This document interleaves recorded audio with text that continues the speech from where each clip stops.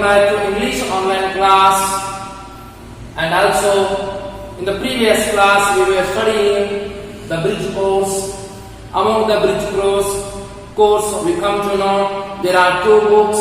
One is textbook and another one is workbook. In the textbook there are 30 units are there, and we already completed the introduction up to the unit number 5, Money Madness, which is written by D.H. Lawrence, and we came to know each and everything in a brief introduction.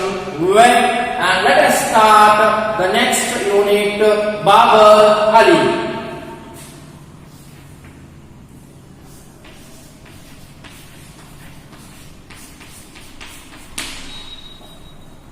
Babar Ali is written by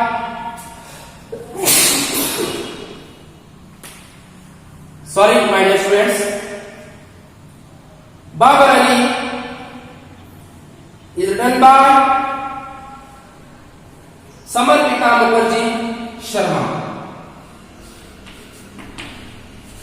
Samarpita Mukherjee Sharma. In short, S.M. Sharma. So the Babar Ali is one of the inspirational story. This story inspires every young generation, because here Babar Ali is a role model to everyone. At a young age, he established a school. Along with the going school, he ran a school which consists 100 numbers of students, and also he was remarked as the world's youngest headmaster of the school, being a student. And definitely his story will make you that I am only a student. Don't I manage this schooling? Because in the similar age, the boy who is the one of the world's youngest headmaster, Babar Ali, became the headmaster. Along with going school, it is a shame to me to complete only a schooling, being a student. So these types of inspirational stories undoubtedly shapes your personality as well as career. And how Babar Ali runs school, how Babar Ali studies, and whoever inspired, influenced Babar Ali, we will come to know each and everything when we will start the story. And next, the 7th one is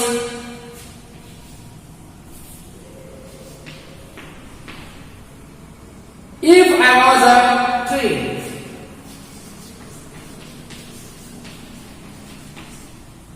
If I was a tree by Muttakudu Chinnaswamy.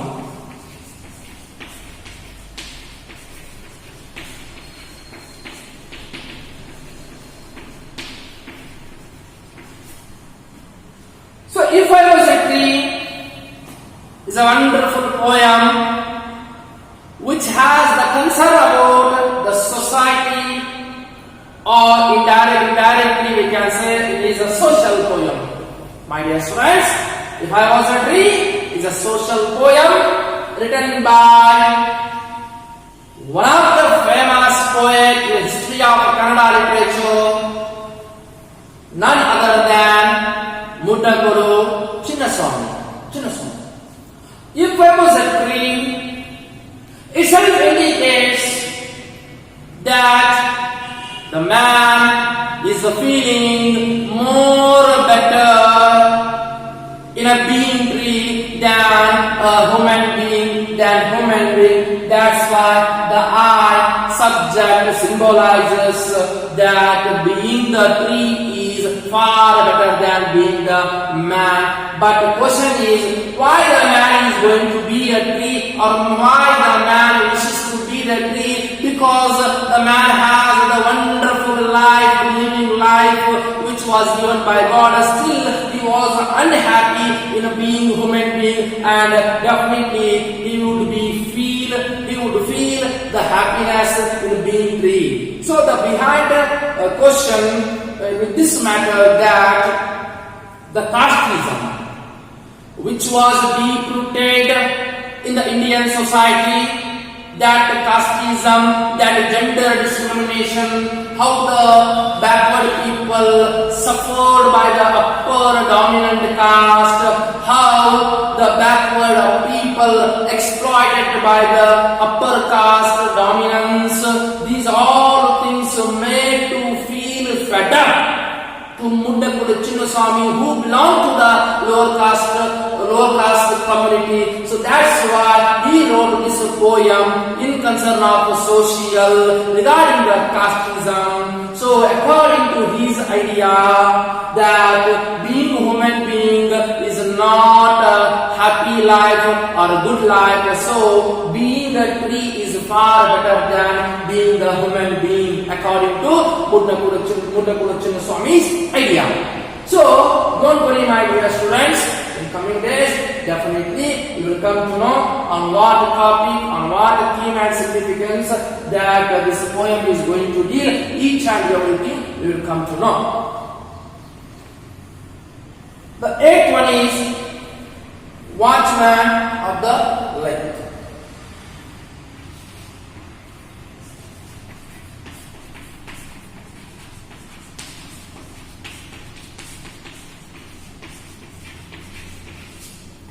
Watchman of the Lake, written by R.K.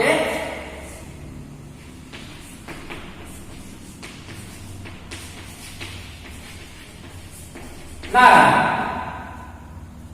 So Watchman of the Lake is a play which deals with the fictitious stories and aspects happened once upon a time nearby the Chikmagalur district, particularly in one place, Sakarepatana, at the time of the king's dominion, and it deals about many aspects. But still, I would like to clear your mind. Here, Watchman of the Lake means the play going to deal to express the value and the honor given to Watchman in the particular place in the time of the king's dominion, because of his prompt duty, because of his sacrification for the survival of his village, for the survival of the king's dominion.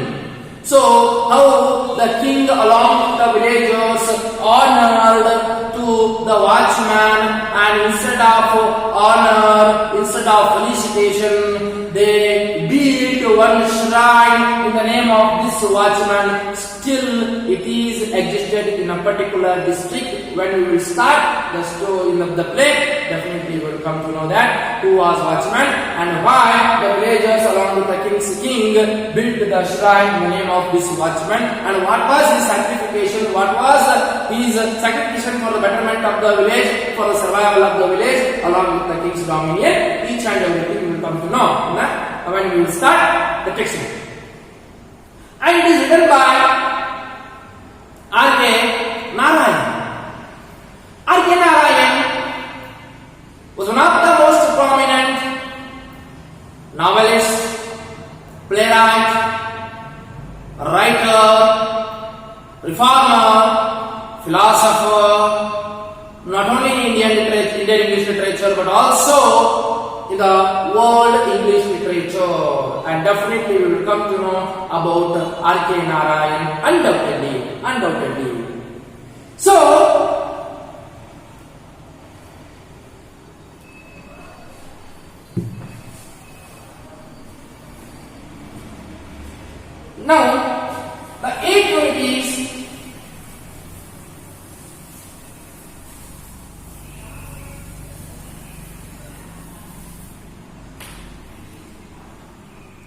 It is, okay, 9 it is the farmer's wife.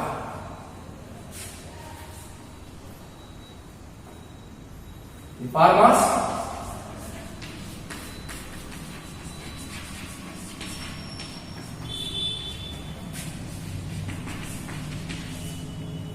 by Olga.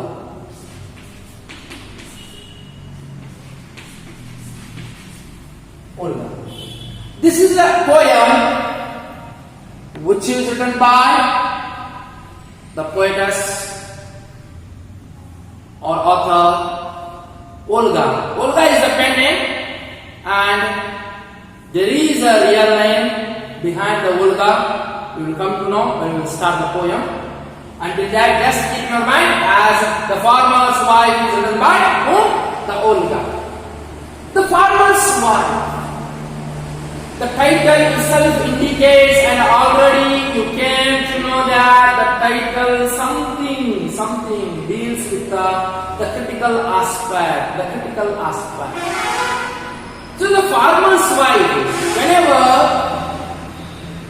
you hear the word farmer's wife, definitely in our mind, in our imagination, always a picture comes.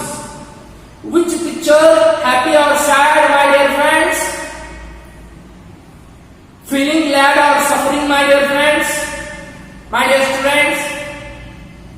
Whenever the word comes in our mind, the farmer's wife, 100 out of 100%, the picture comes in your mind, which is fulfilled with the sufferings, the face which is fulfilled with the suffocations, the face which is fulfilled with the debts on their head, the face which is fulfilled with the burden, the face which is fulfilled incapable to manage her family, children, along with each and everything. Those all the things come in our mind whenever we hear the word the farmer's wife. So this is also one type of the social poem which highly deals with the farmer's wife who lost her husband and who committed suicide because he was not able to manage his burden, because he was not able to manage his family, because of loss of the cotton crop, due to the loss of cotton crops, and many more things will come to know that. And this is in the other part, this poem is nothing but the booster to the women community, It tells you, it teaches you that whatever troubles, whatever sufferings, whatever struggling, whatever the bad condition appears in our life, we should not lose our heart. We should be strong. So these types of things, this poem will teach to every women community, and in detail we will come to know when we will start the poem. And Olga is one of the prominent poets in Indian English literature, regional language literature, and which regional language we will come to know later. So 10th one is Frederick Douglass.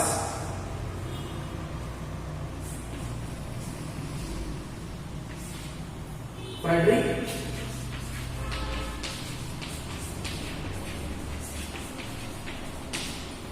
Douglass by Frederick Douglass.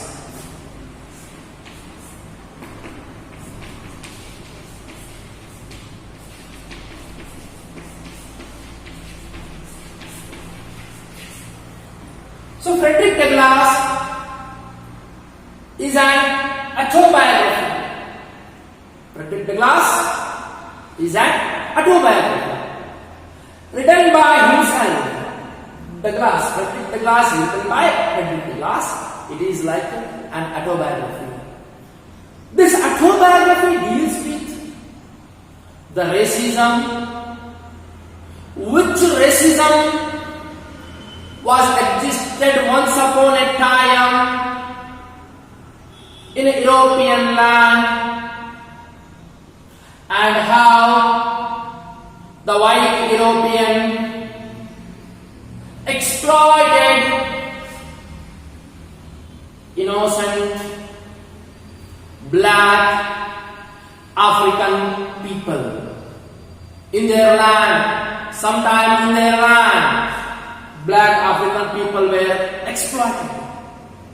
You know very well, today in America, from last 15 years, except the previous 4 to 5 years,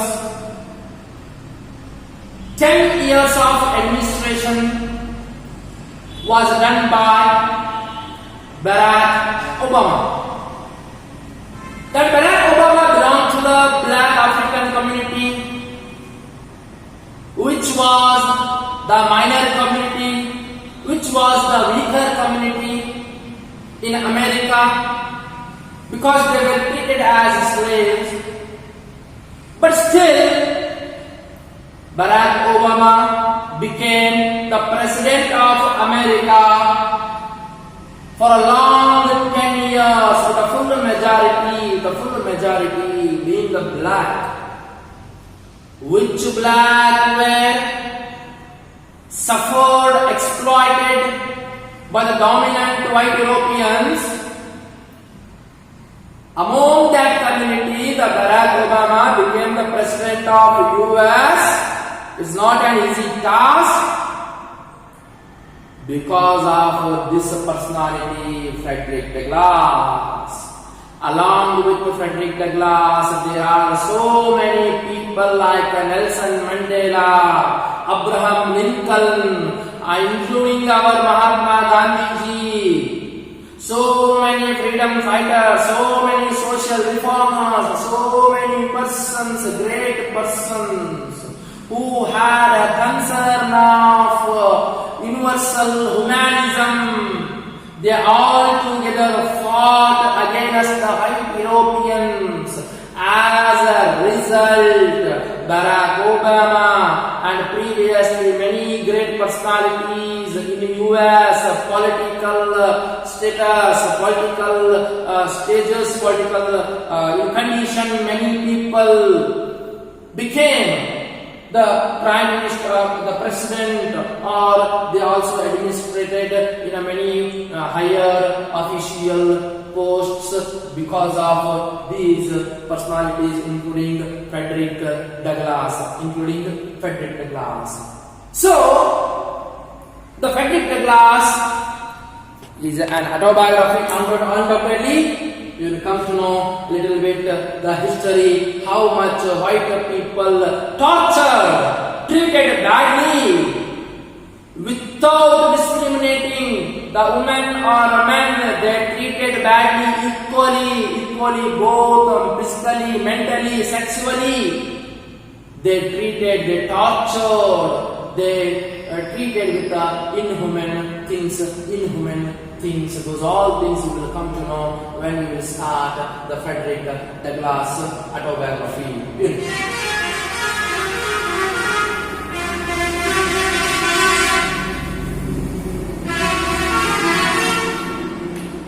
The 11 unities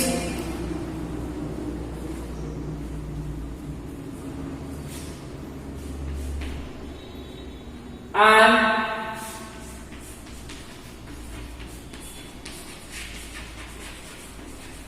Old Woman, written by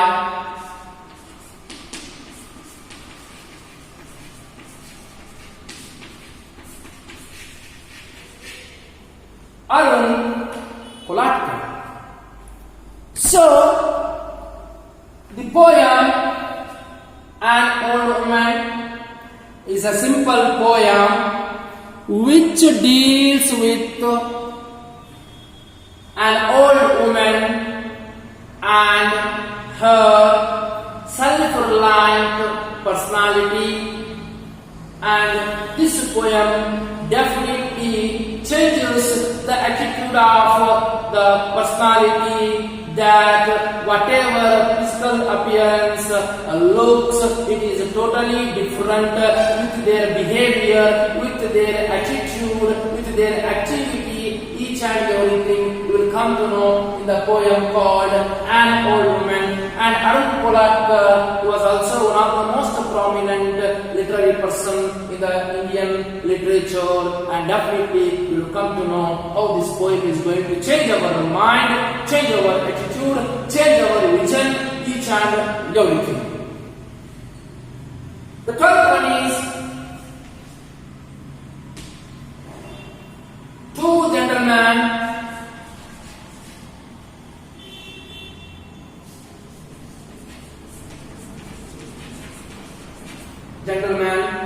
of Verona.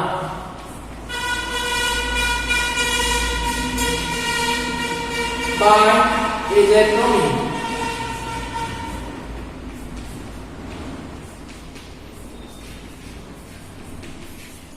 A.J. Cronin. So these two gentlemen of Verona is a story based on two brothers and their selfless lifestyle and sacrificing their life for her sister who was sick, and how these two brothers are leading their independent life. Those all things how attracted A.J. Cronin. Each and everything in detail, A.J. Cronin explained in The Gentleman of Verona. So, The Gentleman of Verona, the title indicates that the gentleman quality is not on your dress, is not in your physical activities, is not in your external source. The Gentleman of Verona, the gentleman quality is which is an ordinary, not the exterior built up. The gentleman quality means it is not on the base of your dressing style, on the base of your the show up, on the base of your build up. No, that is not the gentleman quality. Just wearing the blazers, coat, suit, boot. This is not the gentleman quality. The gentleman quality who leads the life independently. The gentleman quality who sacrifices their life for others. The gentleman quality is a selfless activity. Means here two brothers works hard. They lead independent life. They sacrifice their life for their sister who was sick, who was in the hospital. Still, they never loosen their heart and they never complain about their life. Just they were doing many activities that much they were leading active life. So the real gentleman quality, what according to the A.J. Cronin, we will come to know definitely when we will start the unit in the next class.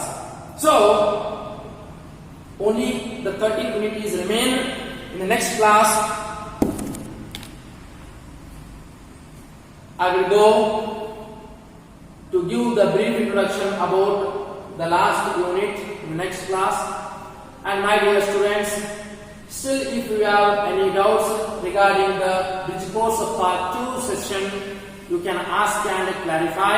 After the completion of the last unit, we will go for the grammar and composition bridge course, and which types of grammar parts are there in the PUC first year, and which types of writing skill, reading skill, speaking skill are there in the PUC first year. You will come to know each and everything. After completion of that, we will start directly the textbook portion from unit first, and we will go for some other things in the next classes. So, still if you have any doubts, you can ask and clarify in the WhatsApp, or you can call whenever if you have any doubts or questions. Until the next video, stay tuned and thank you once again, my dear students.